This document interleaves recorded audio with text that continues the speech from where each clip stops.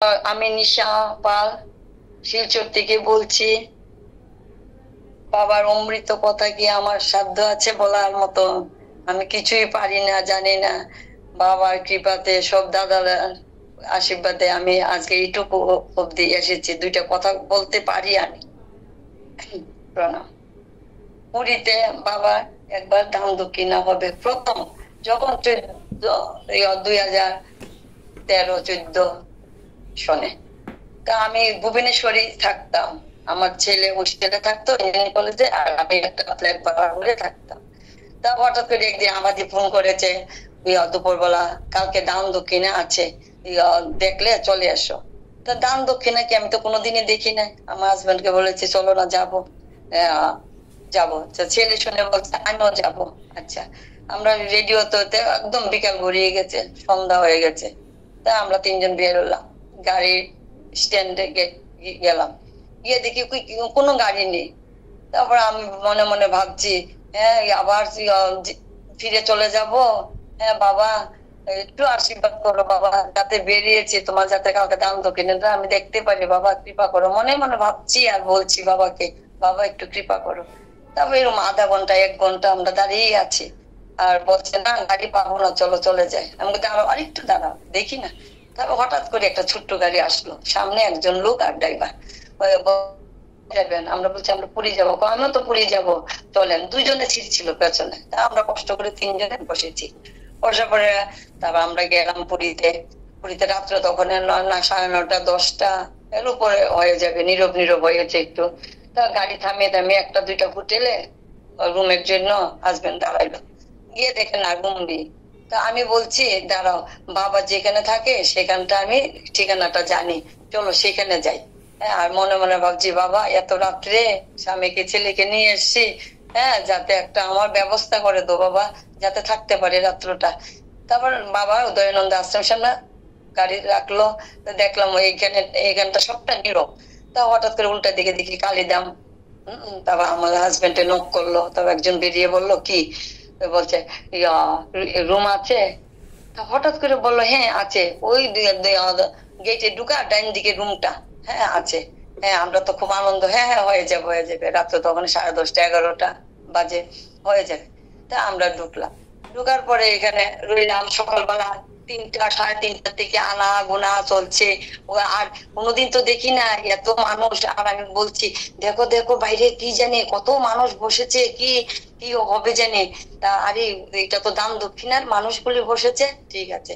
তা ভোরবেলা আমি স্নান টান করে, আমরা একটা রেল স্টেশন একটা কাজ ছিল, তা হাজবেন্ড আমি চলে গেছি, আর ছেলেকে বলে দিতে তুই স্নান কর, বাবার এখানে দান দক্ষিণা আরম্ভ হবে, আসলে পরে তোকে টাকা দেবো, ওদেরকে দিস। কিন্তু আমি তো আর কিছু জানি না, অন্যরাতে দেওয়া যায় না, খালি বাবার বাবই দে। হ্যাঁ, এগুলি আমার ভিতরে ছিল না। আচ্ছা, আমরা চলে গেলাম। তা আসলাম ঘুরে এসে দেখি দান দক্ষিণা আরম্ভ হয়ে গেছে। আর ছেলেকে দেখি গেটের সামনে দাঁড়িয়ে আছে কালিদামে। তা বলছে তুই স্নান করেছিস?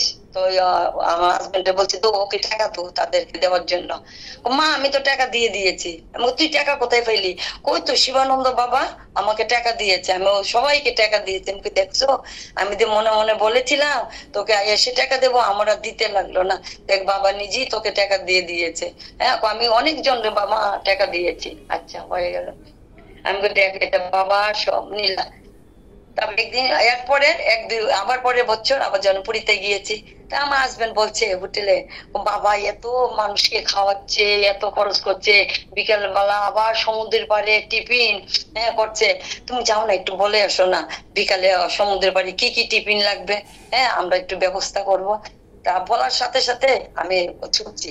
আমি দয়ানন্দ আশ্রমের নিচে, বাবা উপরে দেখি মামুনি আর বাবা দাঁড়িয়ে আছে। তা আমি সিঁড়ি দিয়ে যে উঠবো, বাবা ওইখান থেকে ফিরে সিঁড়ির উপরটা, আমি নিচে উঠছি আর বাবা উপরটা। ও না না না তোমার কিছু লাগবে না, আমি অনেক আনছি, অনেক আছে, তুমি খালি দিতেই থাকো দিতেই থাকো, তুমি খালি দেবে, তোমার কিছু লাগবে না। ওটার সাথে সাথে বাবা এগুলি বলছে। আমি তো স্তব্ধ হয়ে গেছি। আমি দেখছো আমি তো এসছি এই জিনিসটা বলার জন্য, বাবা আগেই বলে দিয়েছে। তারপর বললাম, মনে মনে বললাম বাবা আমার অপরাধ ক্ষমা কর বাবা, আমি তো কিছুই জানি না, অদম মানুষ, আমি কি করব। তারপর একদিন আমি দাঁড়িয়ে আছি, বাবার যে রুমটা থাকে দয়ানন্দ আশ্রমে, পাশে দাঁড়িয়ে আছে, দেখছি সবাইকে গীতা দিচ্ছে, গীতা দিচ্ছে, আমাকে দে না বাবা। আমি বসে আছি, মনটা খালি আমার ছটফট করছে, মা বাবা সবাইকে গীতা দিচ্ছে আর আমাকে বাবা গীতা দেয় না। তারপর আমি উঠে আস্তে আস্তে দাঁড়ালাম, দাঁড়ায় বাবা দরজার সামনে দাঁড়ালাম, আর বাবা গড়ে যা একটা করে গীতা আনে আর দিচ্ছে। তা আমি বাবা আমাকে দেবে না গীতা? না না না, তোমাকে দেব না, তুমি তো সময়ই পাও না ঘরের মধ্যে, তোমাকে কেন দেব, তোমার পড়তে বাবা বাবা এখন থেকে পড়ুন বাবা, আমার একটা দো তোমার হাতে গীতা। তা বাবা দেখি সাথে সাথে আমার হাতে একটা গীতা দিছে। তা আজকে বাবাকে আশীর্বাদে আমি এইটুকু দিয়ে এসেছি, এইটি আমার ধন্য। এরপর আরেকদিন আরেকটা ঘটনা, বাবা দান দক্ষিণা পরে আমরা একটা মন্দিরে খেতে গিয়েছিলাম, সামনে বেশি দূর না, রাধা মাধব মন্দিরটা মনে হয়। খাওয়া দাওয়া শেষ করে সেদিন আমরা পুরীর থেকে না ভুবনেশ্বর থেকে ট্রেন ছিল কেরালা।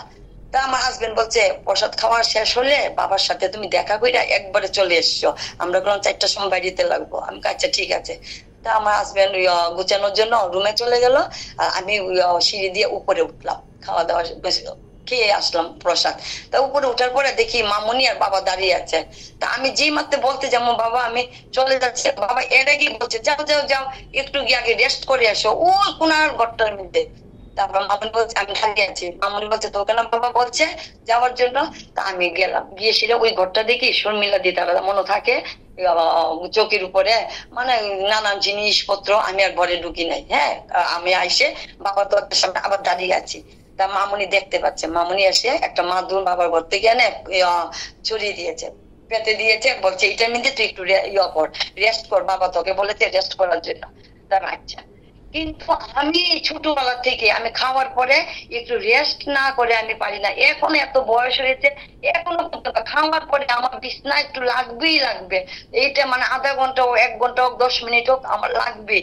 কিন্তু বাবা মানলো না, বাবা কিভাবে জানে। আমি এরপর অবাক, মামনি বলছে তুই একটু শু 2 মিনিট পরে। আমি উঠে বলছি বাবা এখন যাই? হ্যাঁ এখন যাও, হ্যাঁ যাও এখন। এইটাই আমার কথা ছিল। আমি বাবা মনের কথাগুলি কিভাবে দে মানে জানতে বাবা সব বুঝে সব জানে, মানে প্রণাম প্রণাম। আজকে এইটুকুই থাক, কালকে আবার বলবো।